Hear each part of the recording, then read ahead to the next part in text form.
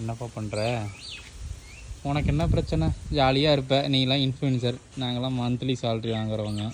சொல்லு. மாசம் 1 லட்சம் 1 கோடி நீ பார்த்த அப்படி.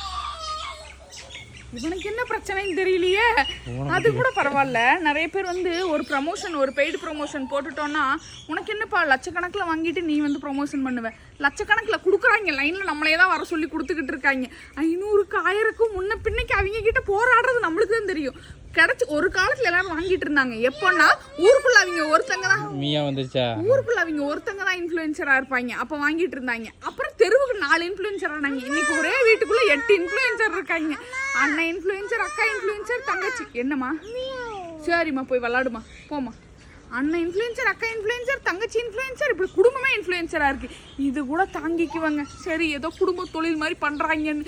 ஒரு ஈவெண்ட்டுக்கு போனோம்னா ஒரு 4 வயசு பையன் நிக்கிறான் குட்டியா. ஹலோ கைஸ், இன்னைக்கு எங்க வந்திருக்கோம்னா, இன்னைக்கு இருக்கிறதுலே காம்படிஷனா போயிட்டு இருக்க ஃபீல்டு இந்த ஃபீல்டு தான். தெரியுமா?